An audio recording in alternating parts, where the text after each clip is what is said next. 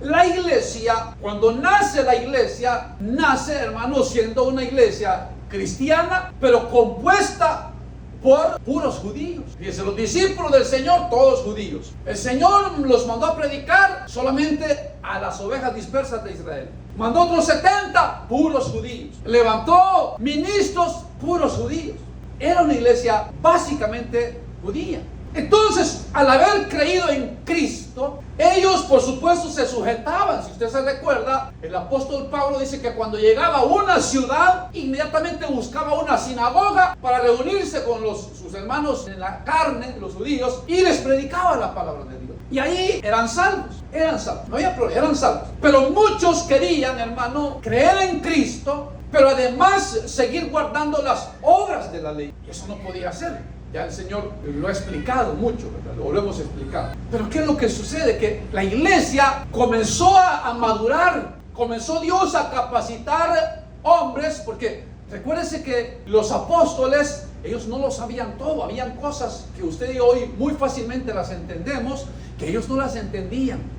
Y el Señor se lo dijo claramente. Hay muchas cosas que yo les quisiera enseñar, pero por ahora ustedes no son capaces de entenderlas. Pero cuando yo me vaya, yo voy a enviar al Espíritu Santo para que el Espíritu Santo les recuerde todo lo que yo les he enseñado, y Él les va a enseñar todas las cosas. Cuando el Espíritu comenzó a enseñarle a la iglesia, es cuando la iglesia comenzó a entender verdades que los discípulos, hermano, les costó entender. Pero ellos las entendieron. Entonces ellos dijeron, bueno, hemos creído en Cristo. Nuestro Salvador es nuestro Señor Jesucristo. Ya Dios ha hablado que la ley ha tenido su fin y que ahora estamos bajo una nueva dispensación donde el hombre es salvo por la fe y por la gracia, ya no por obras.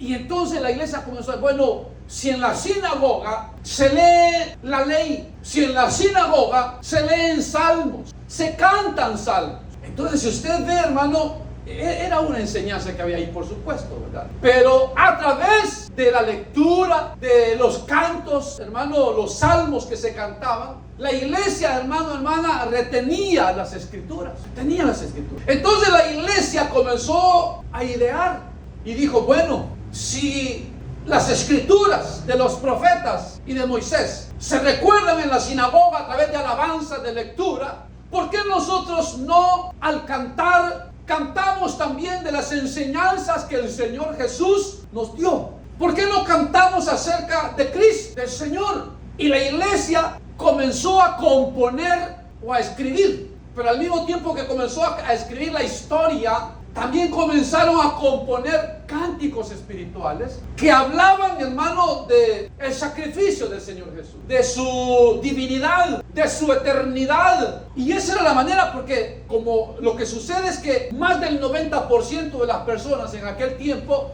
no sabían leer ni escribir.